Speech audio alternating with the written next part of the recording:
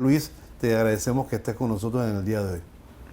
Bueno, buenos días y también muchas gracias también por el espacio. En efecto, formo parte del equipo de lo que vendría siendo la coordinación de campaña de Rómulo con Blandón, que como se da esta alianza, entonces paso de jefe de campaña del Partido Panameñista y de Blandón, entonces a conformar este equipo de coordinación que se está viendo en una mesa, todo lo que vendría siendo la dirección de la campaña. Estás en el equipo de coordinación, eras jefe de campaña de Blandón. Así es. Aunque es buena la aclaración, pero de todas maneras estás en el círculo cero que tiene que ver y decidir y conversar acerca de lo que está sucediendo en política. Sí, claro. Ahí tenemos que ver todo lo que vendría siendo la coordinación de la misma campaña, como también la coordinación del plan de gobierno, algo que es sumamente importante para nosotros. Así que sí, digamos que ahí estamos viendo bastante.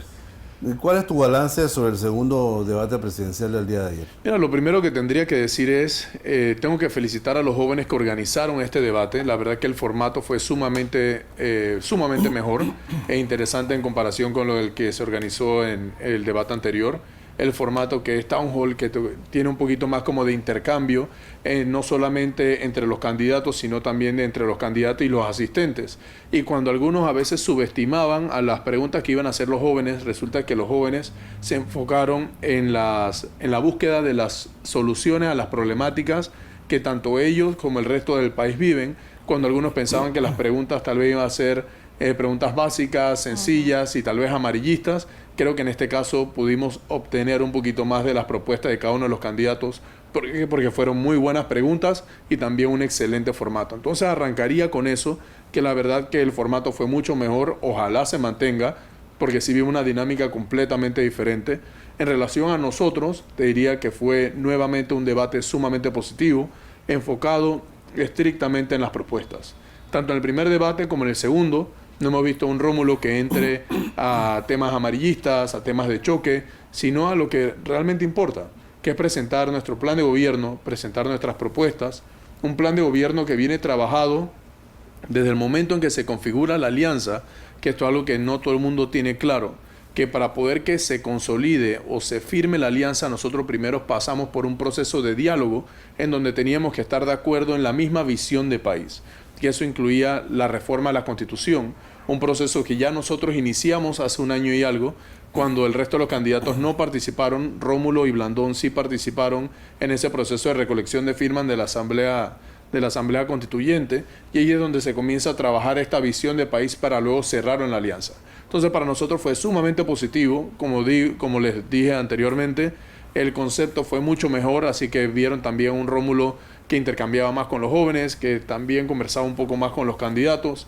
Entonces pude expandir un poquito más lo que vendrían siendo nuestras propuestas, porque cuando hablamos de 500.000 empleos en un minuto, que es el formato anterior que nos daban, es muy difícil detallarlo. Cuando hablamos del desarrollo del país, en un minutito que teníamos antes, también es difícil explicarlo. Entonces esto sí nos permitió expandir un poquito más. Luis, precisamente en la encuesta más reciente del diario La Prensa, por así decirlo, ubicó a Mulino en primer lugar y a otros 3 candidatos en un empate en el segundo lugar. Y entre ese empate estaba el señor Rómulo. ¿Qué opinas de esto? No sé si es un tema de panameñistas, a pesar de que, digamos, soy joven, tengo 36, pero sí está toda esa mística dentro del Partido Panameñista y es una realidad que yo les puedo compartir a ustedes. La base del Partido Panameñista es de bases campesinas, de base rural. El trabajo que se hace cuando se es gobierno es muy social. Entonces, cuando ves en las redes sociales de Rómulo o de Blandón que va a las comarcas, ves toda esta gran magnitud de personas que están respaldándolo a ellos dos o que están respaldando esta alianza. Por lo general, este tipo de encuestas se mantienen en las zonas urbanas. Una encuestadora no se va a ir a la comarca Mamitupu, ni se va a ir 40 minutos adentro en helicóptero para tratar de hacer una encuesta, sino que si va a Herrera, va a Chitré, si va a Los Santos, va a La Villa. Se mantiene como esas áreas principales en los centros comerciales, por decir así, y se maneja estrictamente con las áreas urbanas. Siempre va a existir la desconfianza en relación a las encuestas, pero lo que yo les puedo decir, que llevo caminando el país 2 años y medio, es que cada vez el apoyo es mayor, más personas se siguen sumando. Tuvimos prácticamente, ahora tenemos el 60% de los candidatos del Partido Molirena que son disidentes de lo que vendría siendo la administración actual, que nos están respaldando. Tuvimos primero un grupo de alrededor de 52 candidatos independientes que ya fueron postulados por la alianza, que incluye a Narciso Arellano, a Ángel Sosa, candidato a San Miguelito para la alcaldía, y que ahora se suman 67 candidatos más independientes. Próxima semana van a venir otros anuncios. O sea, cada vez son más personas las que se siguen sumando. Entonces, la verdad que estas encuestas no nos preocupan. Nosotros también manejamos nuestros propios números, pero como dicen las encuestas, nosotros son de carne y hueso.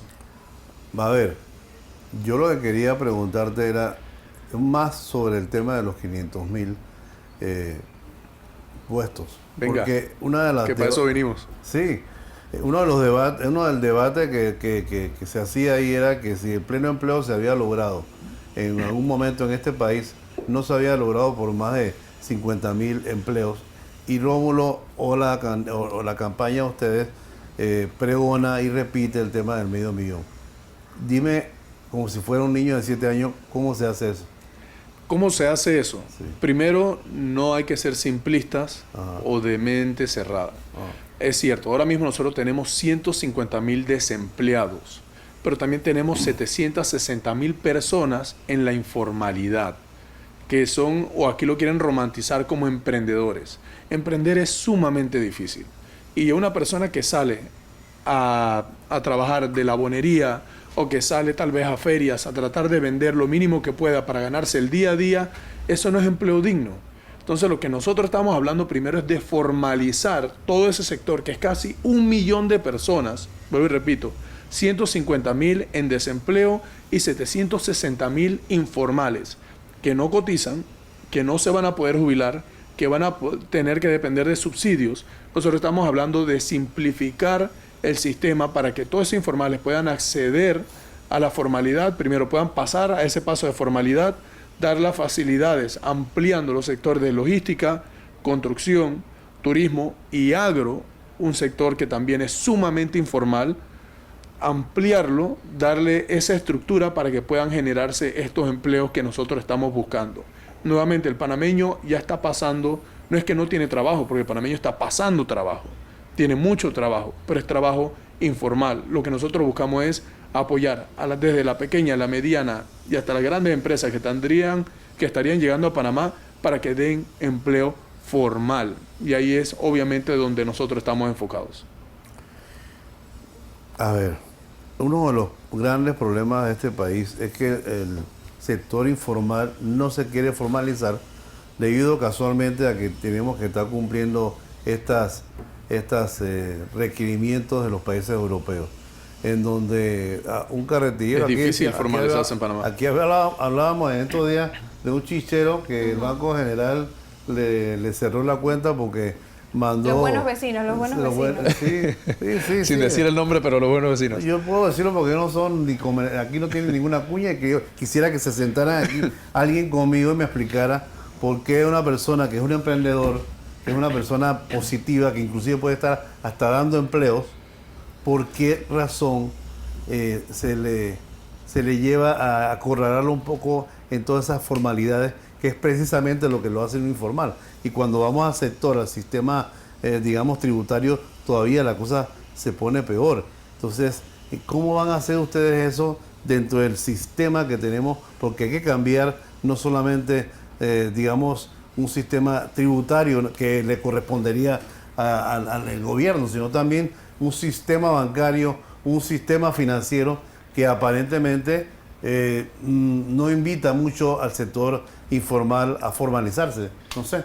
Aquí vamos un poquito más técnico, inclusive estábamos hablando del tema de las listas. Desde el 2015 nosotros arrancamos lo que vendría siendo para mí la sobreregulación que estamos viviendo ahora mismo del sistema legal y financiero. Ajá. Desde el 2015 fue que se arrancaron con estas solicitudes, donde conocer a tu cliente era mucho más estricto, pero que lo hemos llevado casi a un punto en donde no puedes abrir una cuenta, que no puedes iniciar un negocio sin abrir una cuenta, que es algo sorprendente, que cuando vas a un banco te dice, bueno, tienes que tener por lo menos 6 meses operando, pero para poder operar necesitas una cuenta. Exacto. Entonces esa es la primera, exactamente, arrancamos con el tema del huevo de la gallina. Recién graduado y te piden 50 años de experiencia, pero que tengas 18 años. Que vamos a ir para allá, que nosotros también lo tenemos dentro de nuestro plan. Nosotros tenemos que digitalizar los procesos. Ahora mismo, y esto lo voy a hablar como abogado corporativo, nosotros tenemos incontables trabas debidos, y son trabas burocráticas, simplemente para justificar el incremento de la planilla, que tratamos de darle a cada empleado del sector público una mínima responsabilidad para poder justificar que exista una persona más dentro del sistema. Nosotros tenemos que digitalizar y hacer más fácil los procesos para que todo el mundo pueda formalizarse. Y eso también va los acuerdos con los bancos. Nosotros vamos a tener que hablar y sentar a los bancos, a la empresa privada, que ya es un diálogo que existe para poder hacer más sencilla la formalización del sector privado y que la pequeña empresa quiera entrar a la formalidad. Porque es como dice, si me van a poner trabas, si tengo que pagar abogado, y aún así, cada 6 meses, los buenos amigos me van a estar amenazando de que me van a cerrar. Vecinos, los buenos vecinos. Son vecinos. No, ya no tan amigos. Ya no son amigos, exacto. Los buenos vecinos me van a amenazar que me van a cerrar las cuentas, entonces prefiero quedarme en la informalidad. Totalmente. Pero el problema que tenemos es que entonces esas personas no cotizan. Entonces sí tenemos que tener ese diálogo. Y el tema de cotizar es otro proceso. Que todavía sigue siendo más complejo. Por eso que es que nosotros tenemos que saltar a la digitalización, prácticamente a la automatización, y tiene que ser integral. Cada institución no puede tener su propio sistema. Tiene que ser un sistema integral de gobierno central para que no nos pase lo mismo que si emites un documento desde una institución, cuando vas a la otra, te dicen no, ese documento no me sirve, y ahí terminas entonces en una traba más. Lucho, dame un segundito, son las 7:59 de la mañana. Queremos agradecer a todos nuestros oyentes de las provincias centrales, Chiriquí, Bocas del Toro, el oeste de Veraguas, también Herrera, Los Santos, Coclé, Panamá Oeste, que nos escucharon, y por supuesto también en Radio Península. Nos despedimos de ustedes, gracias por su sintonía, pero seguimos aquí en Choc Radio 93.3 FM en Panamá y Colón, y también nos pueden seguir viendo a través de YouTube, @Choc Multimedia. Continúa. Y con lo que mencionabas de este gran problema que lo hemos vivido todos cuando sales de la universidad y prácticamente tienes que regalar tu tiempo para poder comenzar a trabajar, porque digamos, yo soy abogado y todo lo hemos vivido, que te aguantas 5 años de la universidad, más la tesis, más todo lo que tienes que hacer, y cuando llegas a aplicar un trabajo te dice, bueno, son $600 para ser pasante, pero tienes que tener carro, hablar inglés, tener tablet, teléfono, o algo de experiencia. Entonces, y si no tienes experiencia, entonces el salario es menos. Exactamente. Nosotros lo que estamos viendo es, nuevamente, es mi primera experiencia garantizada, así es como se llama, pero una ejecución real. Por eso que nosotros también tenemos ese acercamiento, no desde el momento que seamos gobierno, sino que lo estamos teniendo desde ya con la empresa privada, empresas privadas y multinacionales que ven con buenos ojos la llegada de Rómulo y de Blandón, que se dedican a la tecnología, como otros que también se dedican a la logística, en donde nosotros a través de créditos fiscales, para que las personas, o por lo menos estas empresas, tanto la pequeña como la grande, absorban el empleo de las personas que estarían obteniendo esa primera experiencia a través de pasantías. ¿Qué quiere decir esto? Que si hay alguien estudiando en el ITSE, algo que también tiene que ser coordinado con el sector privado, porque de nada nos sirve preparar a alguien que cuando salga del ITSE no existe un mercado laboral, sino que en base a esta coordinación sale del ITSE, entra a una empresa privada, la empresa privada le da esa primera experiencia sabiendo que va a tener tal vez un porcentaje de crédito fiscal al momento de presentar una declaración de renta. ¿Quién se ve beneficiado, aunque esto es un poco técnico, quién se ve beneficiado en ese momento? El panameño. Porque el panameño ya entra al mercado laboral, ya comienza a tener un ingreso, ya comienza a tener una experiencia. Y la misma empresa privada comienza a ver con buenos ojos el país y tal vez dice, este muchacho me sirvió en la pasantía, voy a quedarme con él. Entonces estamos dando ese primer salto o esa primera oportunidad que tanto necesitan los jóvenes, porque cuando hablamos de... ¿Y esa pasantía, perdona, va a ser paga? Sí, por supuesto que es paga, que es lo que decía, que es paga por la empresa privada, pero la empresa privada decir que, pero ¿por qué me vas a incrementar entonces mi planilla? Ahí es donde viene entonces el crédito fiscal o el beneficio fiscal que ellos obtendrían a final de año. Eso suena bien. Porque cuando hablamos de 7.5 de desempleo, que para mí es más alto, pero vamos a usar las estadísticas del Estado, la gran mayoría se incrementa, casi la mitad cuando hablamos de jóvenes, porque los jóvenes no están pudiendo acceder al mercado laboral. Y lo que me hablaba de 500.000 empleos, una parte importante es que Panamá tiene la mayor cantidad de abanderamientos en el mundo, pero tenemos una cantidad mínima de marinos. En un momento Panamá estaba embarcando muchos panameños, estaban siendo marinos, capitanes de barco, hoy en día no lo están haciendo. nosotros nuevamente queremos ampliar esa bolsa para que se puedan embarcar y que no tenga que ser entonces desde Asia lo que se ven beneficiados del servicio marítimo que nosotros prestamos. Hay un gran débito, hay un gran incumplimiento de parte del gobierno, y ya no digamos Hay que pagar. este gobierno, sino el Estado, Hay que pagar. para regresarle estos créditos fiscales, por ejemplo, con relación a la ley de la tercera edad y a otros incentivos donde el gobierno le promete a la empresa privada devolvérselo en forma de una beneficio fiscal, pero por las razones burocráticas que tú quieras, realmente no es el caso de discutirla, eso no se cumple. A mí me suena muy bien, a cualquiera le puede sonar muy bien, que yo tenga una empresa como esta y traiga 2, 3 pasantes y que ese crédito inmediatamente lo pueda aplicar, pero habría que hacer eficiente el sistema tal y como está diseñado. Ahorita mismo hay una ley para incrementar los descuentos y los beneficios a la tercera edad en la Asamblea. No sé si va a pasar o no va a pasar. Yo estaba leyéndola recién esta mañana y una de las críticas que se le endilgaba, ya no digamos al gobierno, digamos al Estado, era la ineficiencia en ese tema, y ahí hay que hilar delgado, ¿no te parece? Mira, algo que se va a necesitar en los próximos 5 años es tener personas que lleguen a liderar el país con capacidad de gestión y consensuar. ¿A qué me refiero con esto? Porque tal cual como lo mencionabas, nosotros necesitamos gobernabilidad. Nosotros vamos a tener una Asamblea Nacional de minorías, no va a haber ningún partido que tenga una gran mayoría. Por eso, para poder nosotros hacer o afrontar los retos que vienen en los próximos 5 años, vamos a tener que tener un diálogo amplio en donde incluyamos al sector privado, al sector público. Por eso no podemos tener a una persona que llegue a dividir, o una persona que llegue simplemente a ocasionar peleas o a ocasionar problemas porque ya problemas tenemos suficientes. Los cambios que tenemos que hacer, en efecto, son radicales.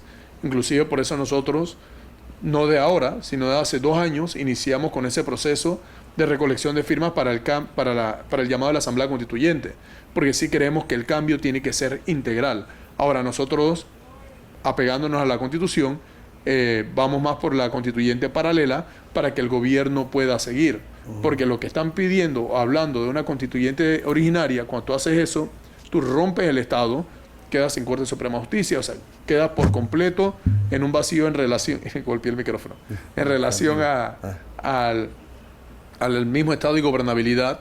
Entonces, ¿qué va a pasar con la inversión extranjera directa e indirecta? Nosotros somos un país rentista, nosotros brindamos servicios y de ahí es donde nosotros brindamos entonces trabajo a nuestros panameños. Si nosotros rompemos el país mientras estamos haciendo una constitución, nadie va a invertir en Panamá. Ahora mismo nosotros tenemos que generar confianza y es por eso que nosotros queremos cambiar de forma integral el sistema mediante una asamblea constituyente paralela mientras vamos realizando los cambios necesarios y seguimos el trabajo que ya estamos haciendo con empresas multinacionales y locales para que amplíen sus operaciones, porque si no, nadie va a querer invertir en Panamá. No hay nada más cobarde que el dólar.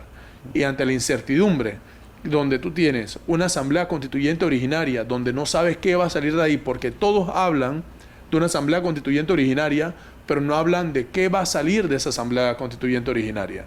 Esto es algo importante, porque es demagogia. ¿A dónde quieres ir con esa asamblea constituyente? ¿Cuál es la dirección de país que quieres llevar con eso? Nadie va a invertir o poner plata en Panamá. O inclusive nosotros los panameños, que los jóvenes ya estamos hablando de irnos de Panamá, tendríamos mayor desconfianza de nuestro propio país y de tener nuestros fondos aquí. Me parece una explicación muy interesante de parte de ustedes. Te quiero decir, aprovechando que tú estás en el comité principal de la campaña de Rómulo y Blandón, aquí han venido todos los candidatos presidenciales, inclusive vicepresidenciales. Blandón creo que ha venido por lo menos 1 o 2 veces, no recuerdo, una vez, pero don Rómulo no ha venido. Yo no estaba. ¿Ah? Yo no estaba. ¿Tú no estabas? No, eso fue en diciembre. Rómulo no ha venido, así que te vamos a pedir que intercedas por allá para que venga y pueda discutir con nosotros todos estos temas interesantes que tú muy bien has expuesto, Luis. Te agradecemos tu participación en el día de hoy. No sé, Carolina, si tenías algo más. Como última pregunta, yo sé que el tema del desempleo es importante, sobre todo para los jóvenes. Hay 2 cosas que a mí me preocupan también. El tema del seguro social, de la educación, el tipo de calidad que estamos recibiendo los panameños en cuanto al seguro social, y también cuando una persona ya tiene 40 años, para mí está en plena juventud de vida y tiene mucho que aportar, tiene mucha experiencia. ¿Tú tienes 40? No, tengo 36. Pero vamos allá. laboralmente ya está obsoleta. ¿Qué oportunidades hay para ese sector también de los panameños, Mira, de la población panameña? Salud y educación. Vamos primero con educación para aterrizar entonces salud, porque la verdad es todo un tema integral. Cuando hablamos de educación, ya existe un plan a largo plazo. En el 2017 se hizo el Compromiso Nacional por la Educación, en donde se sentaron, que es lo que nosotros también estamos planteando ejecutar, donde se sentó el sector privado, el sector público, la Asociación de Padres de Familia, el sector docente, que por lo general es donde más choque tienes, y se desarrollaron 37 políticas públicas, 241 acciones a corto, mediano y largo plazo sobre la educación y el tipo de país que queremos llevar, donde se incluyen más las TICs, se amplía más la docencia sobre ingeniería, matemáticas, tecnología e innovación. O sea, nos llevan hacia el país que nosotros deberíamos tener a nivel competitivo. Eso primero, lo que te iba a decir a nivel de educación, eso es lo que nosotros estamos planteando. Seguir eso que ya está escrito en un documento denso, y robusto, que te detalla paso por paso, nada más es cuestión de ejecutarlo. En el 2019 se hizo el primer intento de empezar a empujarlo y llevarlo más allá. Este año se presentaron las 24 propuestas para el 2024, que es por los Jóvenes Unidos por la Educación, que todavía nos actualiza aún más hacia dónde los jóvenes quieren ir. Un poquito más jóvenes que nosotros, hacia los jóvenes hacia dónde quieren ir. O sea que ya los planes existen, solamente es cuestión de ejecutar. Con esto va muy de la mano con la educación técnica, que son los 4 ITSES que nosotros queremos implementar, que es uno en Chiriquí, enfocado principalmente en logística y agro, que es donde tenemos las mayor deficiencias. ¿Y por qué te digo deficiencia? Uno en provincias centrales, porque si yo, santeño, hubiese estudiado agronomía, yo estudio 2 años en Los Santos y para yo poder seguir, tengo que irme a vivir a Chiriquí o tengo que irme a vivir a Panamá. O sea que si mi familia no tiene fondos, que es por lo general lo que sucede, yo me quedo sin título y también sin oportunidad laboral. Y nuevamente caigo en el día a día y la informalidad. Entonces el plan educativo hacia donde nosotros queremos ir ya está desarrollado. El otro ITSE está en Colón, Panamá Oeste y, como te dije, provincias centrales. Cada uno específicamente en base a las necesidades que se ve tanto de la empresa privada también como del área regional. Porque los problemas de Panamá son todos los mismos, pero las prioridades son diferentes. Y lo que me decías de salud, nosotros tenemos un gran problema con la Caja de Seguro Social y el Ministerio de Salud, que es una dualidad. Los dos haciendo lo mismo, pero haciendo nada, en donde hay más escritorios que medicinas. Entonces, nosotros lo que queremos hacer es unificar el sistema, en cierto sentido, o simplemente hacer una distribución real de lo que vendría siendo las responsabilidades de cada uno, en donde las compras de medicinas también se hagan en conjunto, que eso nos ayudaría también a nosotros a abaratar el costo de las medicinas. Hacer una apertura para que otros registros de medicamentos también puedan entrar, porque lastimosamente actualmente existe un monopolio, en donde solamente si tienes un tipo de registro es la única medicina que puede traer, pero el pueblo panameño está viendo cómo viaja a Colombia para poder entonces traerlo de allá cuando te cuesta 4 veces menos. Nosotros queremos hacer una apertura para que todo el mundo pueda importar de diferentes registros, porque sí hay que ser responsable. Y no solamente medicamentos, cualquier tipo de exámenes. Aquí en Panamá, si tienes que esperar alguna institución pública o algún centro de salud público, meses, años para que te puedan atender o para que te puedas hacer algún examen, y si te vas al privado es sumamente caro.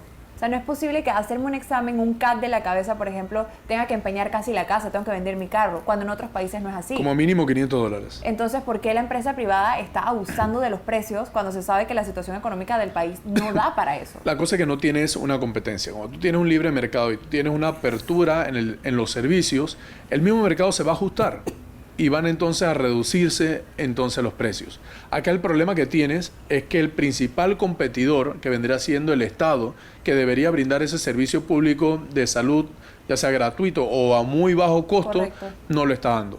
Yo, Luis Cigarruista, deportista toda la vida, múltiples fracturas, lo he vivido. Si yo tengo que me fractura el hombro o una costilla y voy a ir a una clínica pública, me van a atender, quién sabe, 2 días después. Voy a estar con dolor. Lastimosamente voy a tener que sacar de mis propios fondos para poder pagar una clínica privada, a pesar que estoy cotizando en el Seguro Social. Correcto. Entonces tenemos un doble gasto. Y el tema es que tú podrías. Hay muchos panameños que no tienen esa posibilidad. Pero es que no se trata que si puedo o no puedes, porque cuando estamos hablando de una resonancia magnética que te cuesta $500, son $500 que pudieses destinar en tu ahorro, en una inversión, en algo para tu hijo, en ese gustito. ¿Qué es lo que quiere? Por eso te decía que es lo que quiere el panameño. El panameño lo que quiere es, no quiere más trabajo, sino que su trabajo sea digno para poder tener un ahorro, para poder tener un futuro, para poder darse ese gustito si se lo quiere dar. Entonces, en el sistema de salud, eso es lo que nosotros tenemos que hacer. Y a nivel de gobierno, tenemos que simplificar procesos, algo que ya se ha vivido, por lo menos Blandón, cuando estuvo en la alcaldía, digitalizó mucho los procesos que veíamos que las placas las sacabas de una vez. Ahora hay un desastre con eso que está pasando allá adentro. Y es una de las cosas que ha hablado Rómulo, que el sistema de recetas sea digital y unificado para que cuando vayas a tu segunda cita o a otro lugar, ya todo el mundo tenga tu expediente médico y no sigas en ese círculo vicioso. Papeleo, sí. Exacto, en ese círculo vicioso de primera cita que te preguntan lo mismo y que nunca te terminan de resolver el problema y que terminas nunca atacando la problemática real y atendiendo si es una cirugía, lo que sea. Claro, perfecto. Gracias, Luis Cigarrista, jefe de campaña de parte del CD y el panameñismo, ¿cierto? Equipo de coordinación de la campaña. Equipo de coordinación de la campaña. Ok, perfecto. Gracias, Luis, por acompañarnos aquí en Shock de Opinión. Gracias a ustedes y si me permite solamente para cerrar, invitarlos a todos que sigan las redes sociales de José Blandón, que sigan las redes sociales de Rómulo Rux y vean de primera mano el trabajo que se está haciendo, hacia dónde se está caminando. No hagan caso a las campañas sucias, escuchen y lean las propuestas que nosotros tenemos y nuestro plan de gobierno, que es detallado, dice exactamente qué vamos a hacer y cómo lo vamos a hacer. Muchísimas gracias.